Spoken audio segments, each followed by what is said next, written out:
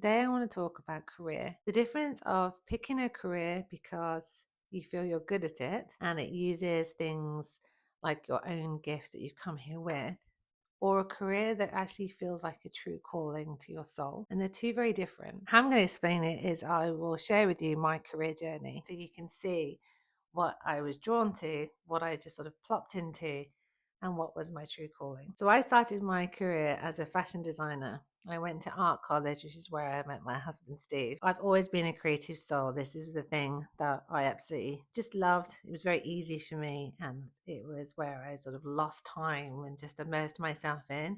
My mum was also a artist. She specialized in watercolors, but my mum also made little magical sculptures. She would make dead fairies. She would make little fairy books, weird things like dead fingers in boxes for you to find. And it was very Harry Potter, very make believe and fantasy. She used to also make giant mandrakes into terracotta pots that look real. I've come from obviously a creative family as well. After graduating in fashion design, I was luckily be able to go into a position. I was covering somebody's maternity cover and I went straight into the menswear trade and I became a menswear designer with a mixture of corporate and then high end and then retail. And I really loved it. I was surrounded by men, which I found very difficult at the time because it was like I had to, in my early 20s, really fight for my worth and really struggled to try and get my voice heard and be seen and respected. So it was very difficult, but I really loved the job. Also, my dad worked in the fashion trade, so it was something that I've been brought up with, and I loved how he loved his career. So I thought this was a perfect place for me to come into. And I also loved fashion. As soon as I had Holly, I realized that I couldn't do this job anymore. With my job, I had to travel, go to Turkey and look at factories and check the garments that are being made. And I wasn't coming home till about 8 o'clock at night. So they were really long days. And I knew because I spent so long wishing and making Holly that when I became a mum, I wanted to be at home mum. So I spoke to my husband about it and I decided to step away from the fashion industry. I became an illustrator for Mothercare and Next and some other baby groups like Toys R Us and things like that. And I drew the baby graphics for baby grows and all the items they had in their bedroom. And at that time, you could draw lots of things and then you could fax them to the client. And I loved that because when Holly was asleep, I would sit and draw and fax these designs and then actually go and see them in the shops. And again, I really loved that. Then through that, my parents' neighbor asked me if I would paint their daughter a graphics on her writing bureau. And it was, I think, like a little teenage character that they wanted painting on this piece of furniture. And I said, yeah, yeah, of course I can. Somebody else saw that and asked me if I would paint a mural on their kid's bedroom. So I did that. Then that moved into a restaurant asking me to paint murals in the restaurant. And then I did a pub and I did ceilings, I did toilets, I did quite a lot of different murals for different people. I then went into somebody asked me from that to whether I would do their house. And they bought this new house, but they had no idea how to style it. They didn't know what curtains to buy, they didn't know what colors went together. And they asked if I would completely interior design this whole house. Again, had no experience in there. So I worked with mood boards. I went and chose some fabrics. I sat down with a client. She really loved my ideas. Then I worked with a carpenter, a little builder, and someone who did the tiling and a seamstress brought this vision to life and she was thrilled. I loved that. That was really good because I've always loved creating sacred spaces. I love to make a home. I like nice things around me and I love the styling element to it. That did tick a lot of boxes. From that, again, I see how it's just flowing and my career just sort of plopped along. From that, this wonderful woman came forward and she asked if I would paint some furniture for her. This furniture was just blank pine, like chest of drawers, wardrobes, and bedside tables, and they didn't have any varnish on them. They were completely just the bare wood.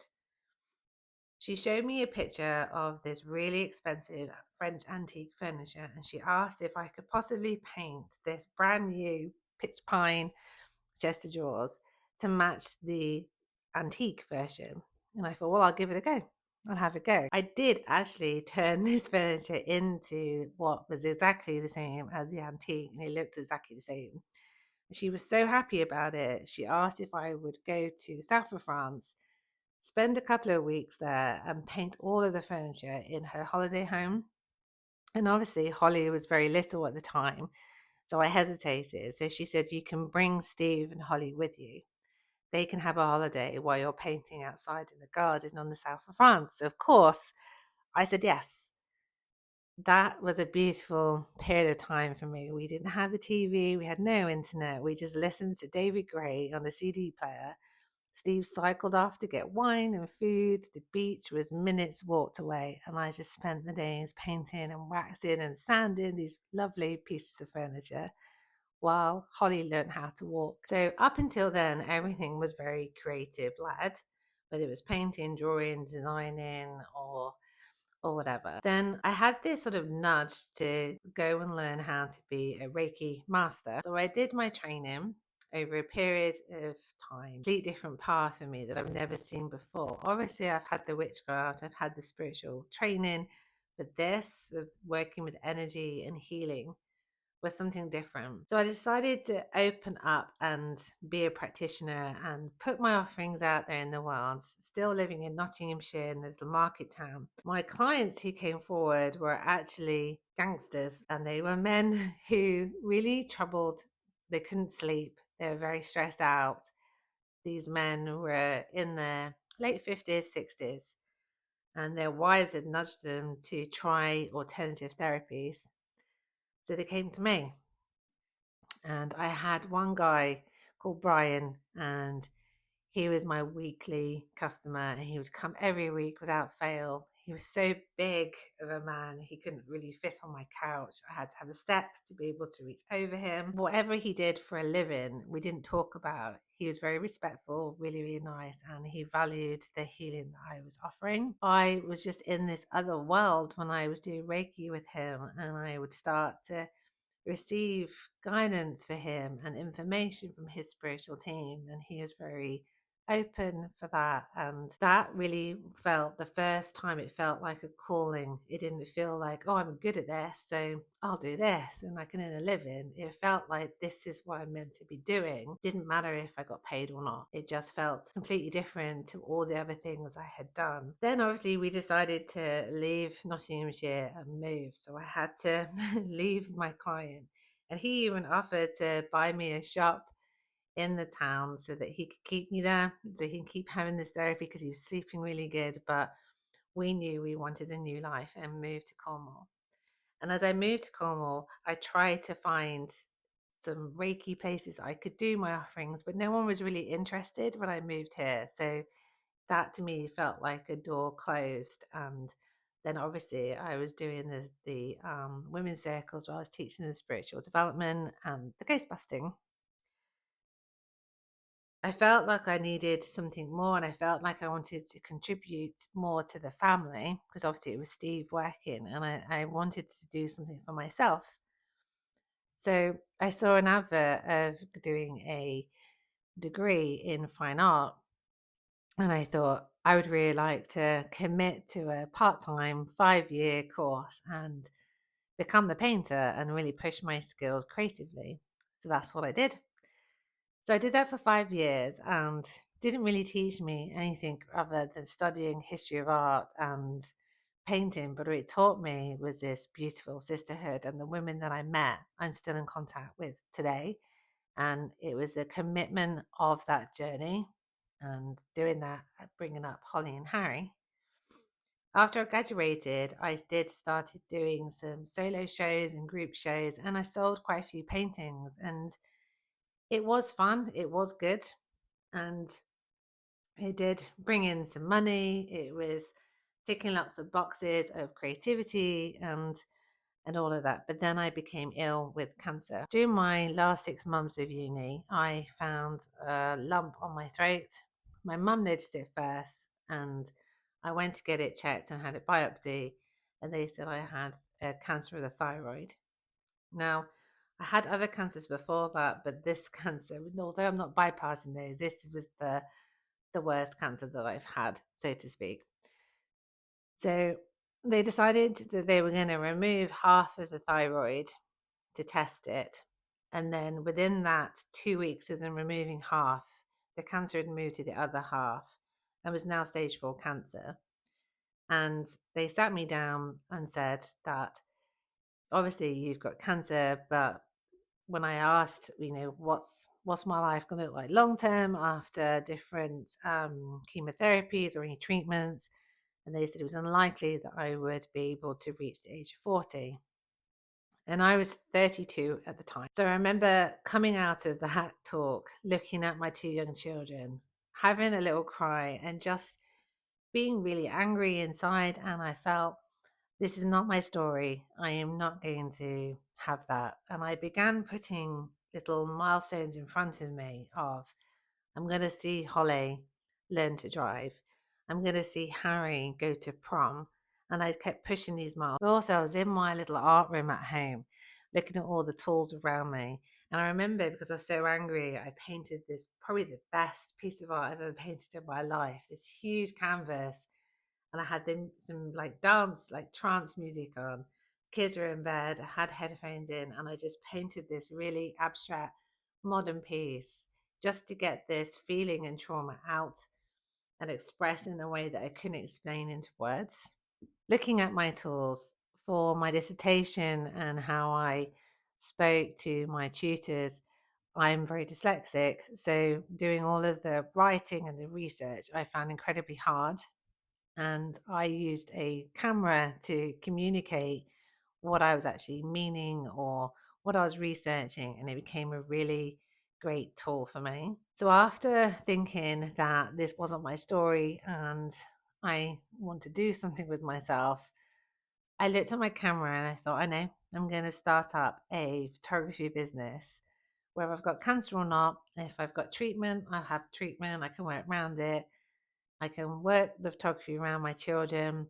I'm going to pick fashion photography because that's what I sort of know about, and started up a fashion photography business, which lasted 14 years. Within that career, it was so rewarding. I was meeting incredible people. I was doing visual storytelling. I was creating sets with teams. I had makeup artists, designers, hairstylists, models. I went to amazing stately homes to use them as sets. It was really, really fun. That was my career. And I thought that was going to be the ultimate career until I retired. So I was a photographer up until probably the end of 2020, as a proper paid work. 2019, my father passed of cancer. And then not long after that, a few months after my dad's passing, my mum told me she had cancer. That time, my world literally fell apart because I just lost my dad and I wasn't ready to lose my mum.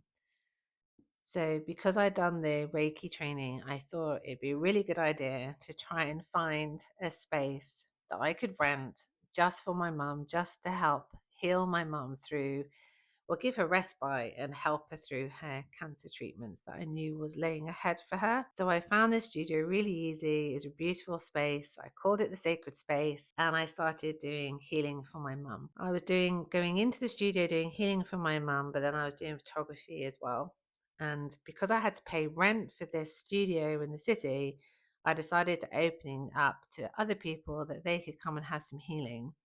And I would do them some kind of guidance because I didn't really know what I could do then and what I could call it, and but still kept the word witch very close to my heart. I'm going to explain on another story about how I got into the career that I'm in now. But as you can see, through everything I've done, everything sort of like plopped into place. I just went with the flow of things and I just followed the line that I was good at and I enjoyed, but I was good at it, and it ticked all the boxes of using my creative gift. It's only twice in my life where I've had this calling kind of feeling of, this is what you're meant to be doing. One was the Reiki for the gangsters, but one is what I'm doing right now. And I could still do the creativity. I still have to do, obviously, I'm an author, so the creativity is on another level. But what I do right now, because it's a calling, it doesn't feel like work. When I was doing any other job, it felt like I was going to work. Now it just feels like my lifestyle. It just happens I get paid for what I do, and it's the best thing that I've ever done. So I guess what I'm trying to inspire you to think about or pause is, are you doing something that is just easy and you're good at it and it's all right? Or are you doing something that is really true to your heart, that fires you up like nothing else and feels like this is what you're here to do?